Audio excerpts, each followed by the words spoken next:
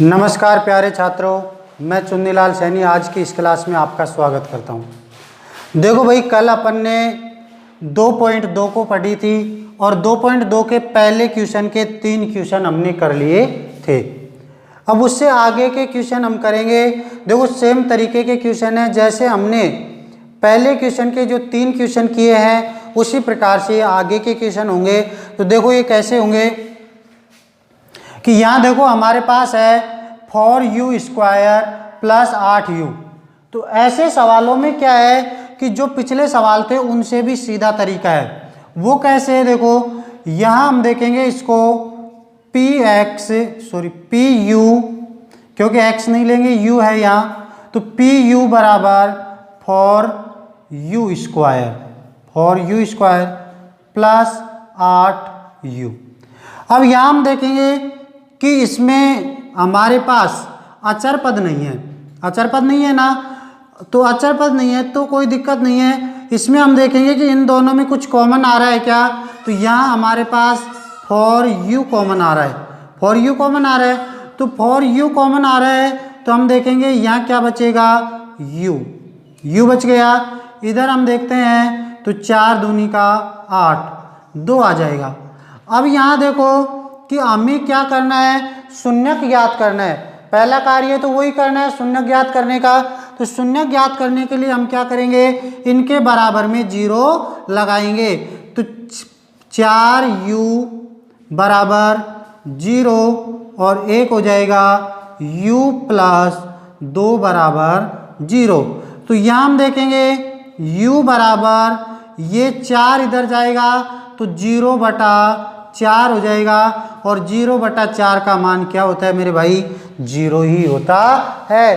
क्योंकि मैंने पिछली क्लास में भी एक में बताया था कि जब 0 में किसी संख्या का भाग दिया जाता है तो 0 आता है, और अगर किसी संख्या में 0 का भाग दिया जाता है तो अनंत आता है। तो यहाँ हम देखेंगे भाई कि u प्लस 2 बराबर 0, इसका पक्षांतरण करेंगे तो u बराबर ये हो जाएगा -2, क्योंकि इधर प्लस में था तो इधर जाके माइनस में हो जाएगा।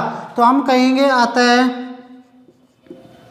जो हमारा pu है के शून्यक एक तो 0 होगा, 0 व -2 होंगे। तो 2 शून्यक आ गए हमारे, क्योंकि द्विघात बहुपद है ये, तो द्विघात बहुपद के हमारे पास 2 शून्यक आ चुके हैं। जब 2 शून्यक हमारे पास आ गए तो यहाँ से आगे देखो, फिर तो हम देखेंगे सत्यता की जांच, सत्यता की जांच।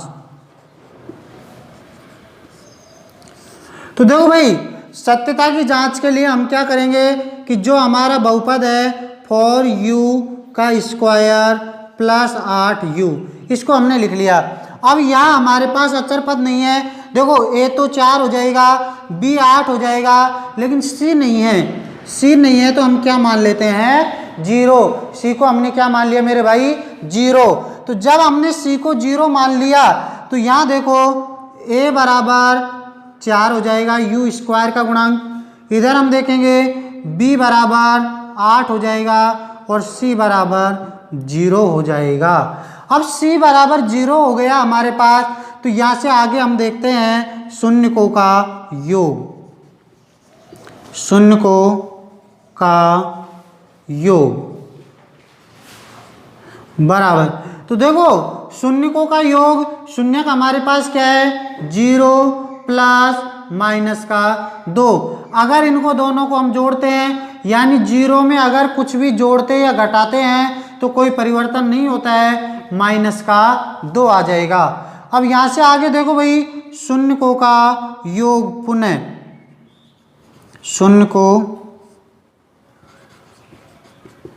शून्यकों का योग, यानी जो हमारे सूत्र हैं, सूत्र के माध्यम से हम देखेंगे तो यहाँ हो जाएगा b/a, और b किसका होगा, माइनस का। तो -b/a जब हमारे पास आ गया तो हम देखेंगे -b, तो b देखो इसमें क्या आ रहा है, 8 आ रहा है, तो -8 बटा, अब यहाँ देखो ए क्या आ रहा है, ए हमारे पास आ रहा है 4, तो हम बटे में क्या लिख देंगे 4। अब इधर इसका हम भाग देते हैं तो माइनस का आ जाएगा, क्योंकि देखो ऊपर माइनस है नीचे प्लस है, तो प्लस माइनस क्या हो जाएगा, माइनस हो जाएगा। 4 का जब हम भाग देते हैं तो हमारे पास आता है 4 दूनी का 8। तो अब इधर देखो हमारे यहाँ भी शून्यकों का योग माइनस का 2 आया था और यहाँ भी माइनस का 2 आया था। ये हमारे शून्यकों से हमने योग किया था, ये हमने गुणांकों से योग ज्ञात किया था। तो दोनों कंडीशन में ये का बात तो हमारी सही है। अब ये बात सही है तो हम आगे देखेंगे शून्यकों का गुणनफल। शून्यकों का गुणनफल, तो शून्यकों का गुणनफल देखो, शून्य क्या है हमारे पास 0 इंटू माइनस का 2। अगर 0 को किसी भी संख्या से गुणा कर दिया जाता है तो हमारे पास क्या प्राप्त होता है 0। क्या प्राप्त होता है भाई 0। अब यहां देखो पुनः शून्यकों का गुणनफल, पुनः शून्यकों का गुणनफल, तो पुनः शून्यकों का गुणनफल हम ज्ञात करते हैं तो यहाँ हमारे पास हो जाएगा c बटा a। क्या हो जाएगा c बटा a। c हमारे पास क्या है 0, c हमारे पास क्या है 0, a क्या है 4, तो 4 बटा 0 बराबर 0। तो यहाँ हम देखेंगे कि इधर योग भी समान आया था, इधर गुणनफल भी दोनों में समान आया है। तो हम कहेंगे अतः शून्यकों एवं गुणांकों, शून्यकों एवं गुणांकों के मध्य संबंध सत्य है। यानी जो हमारे शून्यक है हमको यही तो ज्ञात करना था, शून्यकों और गुणांकों, शून्यकों और गुणांकों के बीच संबंध की सत्यता की जांच कीजिए। तो ये सिद्ध हो गया हमारे कि इनके मध्य संबंध सत्य हैं। तो ये होता है हमारा क्वेश्चन नंबर 4 पूरा। तो देखिए अगला क्वेश्चन है हमारा 5वां। तो 5वां क्वेश्चन हम देखेंगे, तो 5वां क्वेश्चन भी इसी प्रकार से होगा, कोई बात बड़ी बात नहीं है इसमें भी। तो यहाँ देखो जो हमारा 5वां क्वेश्चन है उसको हम लगाते हैं। तो ये देखो t आ रहा है हमारे पास, तो t आ रहा है तो हम क्या करेंगे pt बराबर t स्क्वायर माइनस 15। अब यहाँ देखो ये लगाएं तो भी अच्छा है, नहीं लगाए तो भी अच्छा है, इससे कोई खास फर्क पड़ने वाला नहीं है। लेकिन हमने मान लिया pt यानी ये बहुपद मान लिया, इसके बराबर में क्या है t स्क्वायर माइनस 15। अब आपने देखो एक उदाहरण भी पढ़ा था ऐसा, तो ऐसा उदाहरण पढ़ा था तो उसमें हमने क्या सीखा था कि जैसे हमारे पास ये 15 है, क्या है 15 है, तो 15 को मैं क्या ऐसे लिख सकता हूँ क्या रूट 15 गुणा रूट 15। अगर रूट 15 गुणा रूट 15 अगर मैं करता हूँ तो मेरे पास क्या उत्तर आएगा 15। और रूट 15 गुणा 15 का मतलब क्या होता है रूट 15 का होल स्क्वायर। तो यहाँ देखो हम इसको लिख सकते हैं टी स्क्वायर माइनस रूट 15 का होल स्क्वायर।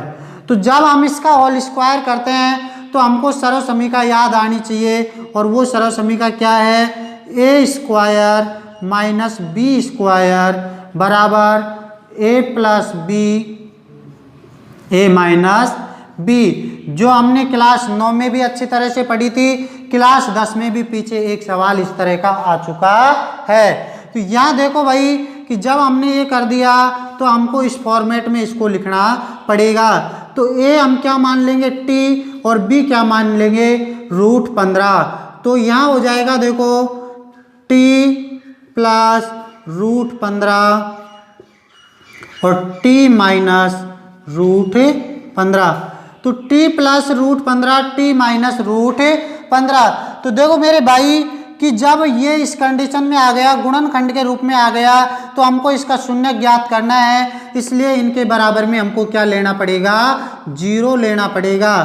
तो 0 लेना पड़ेगा तो t प्लस √15 बराबर में 0 और यहाँ हो जाएगा t माइनस √15 बराबर में 0। तो अब इनके दोनों के बराबर में हम जैसे ही 0 मानते हैं तो यहाँ हो जाएगा t बराबर पक्षांतरण करने पर -√15 -√15 हो गया। इधर हम इसका पक्षांतरण करते हैं तो t बराबर हो जाएगा, ये माइनस है इधर जाएगा तो +√15। तो ये हमारे पास आ गया +√15। अब यहाँ से आगे हम देखते हैं तो देखो इनके जो शून्यक हैं वो प्राप्त हो गए -√15 और +√15। तो हम लिख देंगे इसमें देखो अतः PT के शून्यक, यानी जो हमारा ये बहुपद है ना PT, इसके शून्यक क्या होंगे, -√15 व √15 होंगे। तो ये आपके पास दो शून्यक आ गए भाई। जैसे ही हमने निकाले तो हमारे पास दो शून्यक आ गए। अगर शून्य ज्ञात करने की कहता तो हम यहीं छोड़ देते, लेकिन आगे हमको सत्यता की जांच करनी है। आगे हमें क्या करना है भाई, सत्यता की जांच। तो देखो सत्यता की जांच, तो सत्यता की जांच के लिए देखो भाई, तो सत्यता की जांच में हम क्या लिखेंगे, t² -15 ये है। इसको हम क्या लिख सकते हैं, जैसे हमने पिछले एक सवाल में लिखा था t² + 0 गुणा में t -15। अब जैसे कि यहाँ इस फॉर्मेट में लिखेंगे तो भी कोई दिक्कत नहीं है। अगर डायरेक्ट ही हम b का मान 0 मान लेते हैं तो भी कोई दिक्कत नहीं है।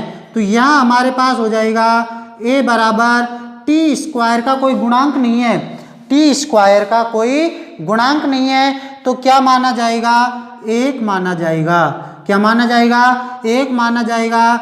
और b का गुणांक क्या आ जाएगा, 0 आ जाएगा। और c हमारे पास क्या आ जाएगा, -15। तो अब c हमारे पास -15 आ गए।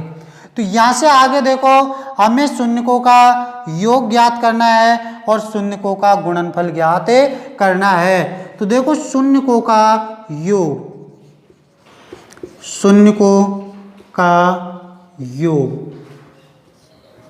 तो यहाँ देखो भाई शून्यकों का योग जैसे ही हम ज्ञात करते हैं तो शून्यक हमारे पास -√15 प्लस का √15, -√15 प्लस का √15। तो अब आपको ज्ञात होना चाहिए, असमान चिन्ह है घट जाएंगे तो हमारे पास क्या आ जाएगा, 0। हमारे पास क्या आ जाएगा, 0। अब हम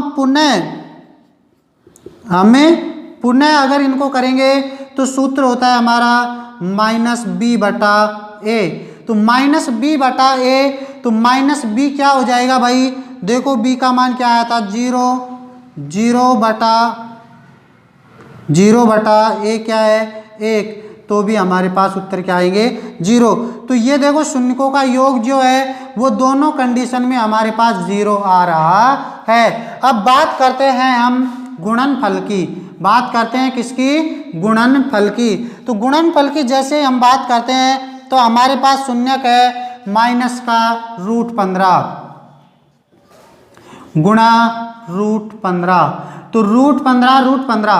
अब यहाँ देखो ये माइनस का है, इधर प्लस का है, तो प्लस माइनस क्या हो जाएगा, माइनस हो जाएगा। यहाँ हम देखो √15 गुणा √15 किया था तो हमारे पास क्या आया था, 15 आया था।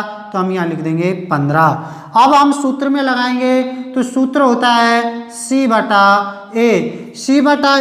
तो यहाँ देखो भाई c का मान क्या है, -15 -15/a का मान 1 है तो ये हो जाएगा बराबर में -15। तो यहाँ हमने देखा कि गुणनफल भी हमारे पास -15 दोनों कंडीशन में आया है। और इधर हमने शून्यकों का योग जो ज्ञात किया था वो भी दोनों कंडीशनों में 0 आया था। तो अतः शून्यकों एवं गुणांकों के मध्य संबंध सत्य है। तो ठीक है भाई, इस प्रकार से हमारा ये क्वेश्चन होता है 5वां। अब इसी तरह से हम देखेंगे अगला क्वेश्चन जो हमारा है वो है 6 नंबर। 6 नंबर वाला क्वेश्चन है वो है हमारे पास 3x स्क्वायर। क्या है भाई? 3x square minus x, 3x square minus x minus का 4। तो यहाँ देखो इसको लिख लेंगे हम px। अब यहाँ x ले लेंगे। क्यों ले लेंगे x?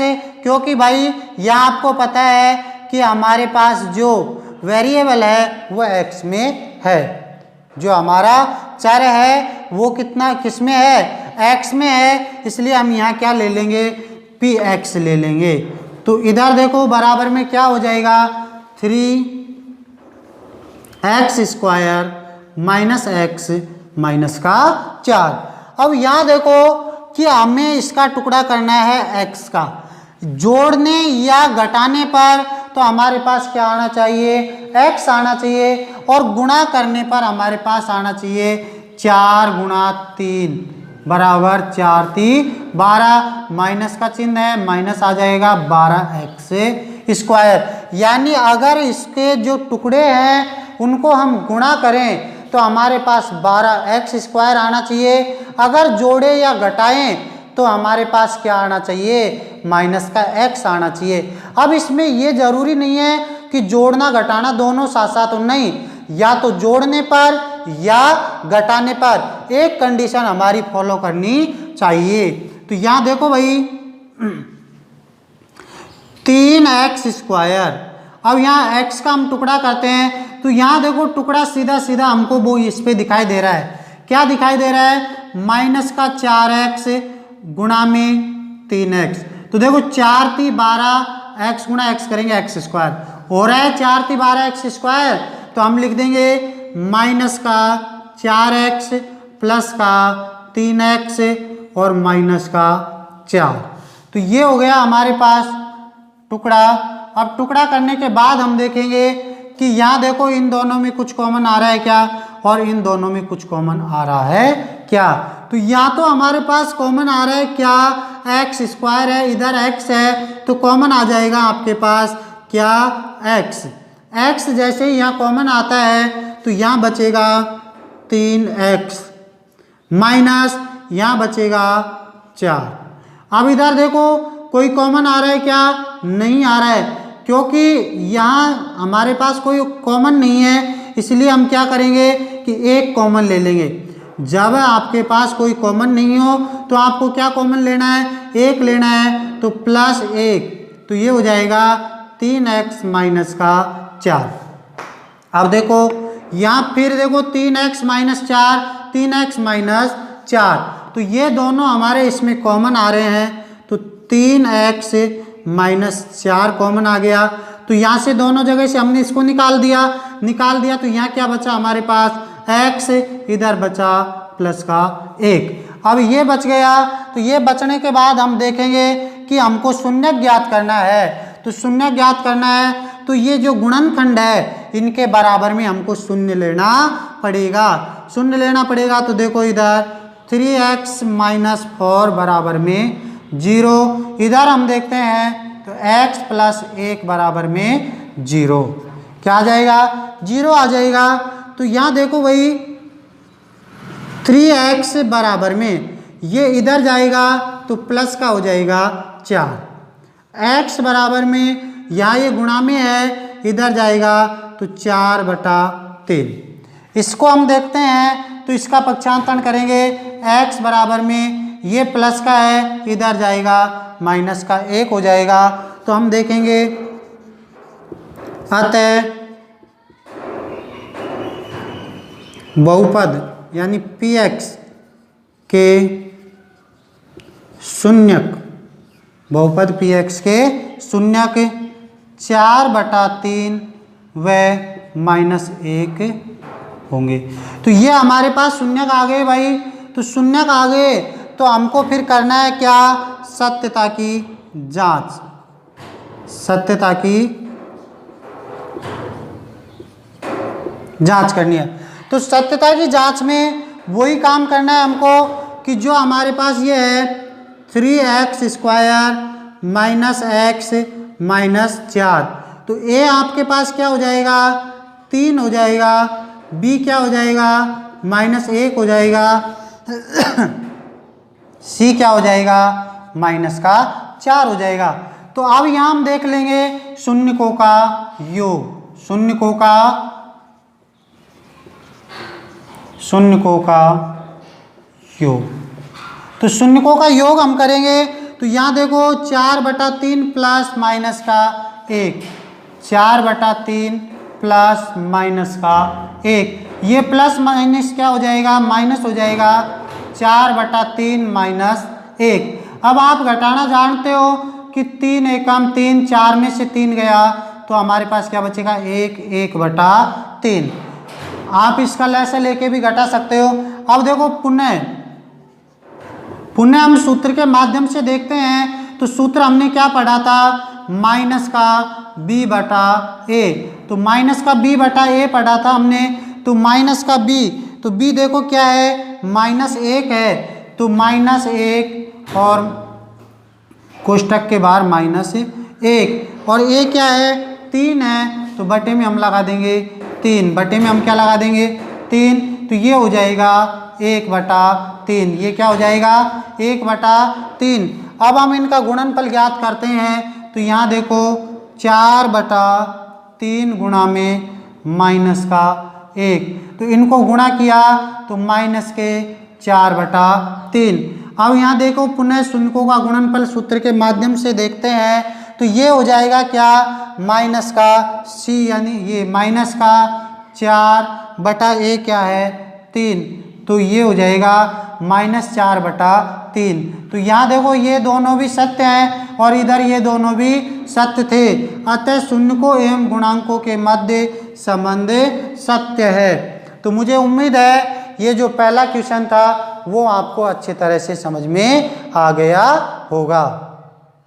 तो ठीक है भाई, आज की क्लास को हम यहीं समाप्त करते हैं। इसमें हमने पहला क्वेश्चन को कंप्लीट कर लिया है। अब इस प्रश्नावली में एक क्वेश्चन और बचा है अगला, उसको हम अगली क्लास में पढ़ेंगे।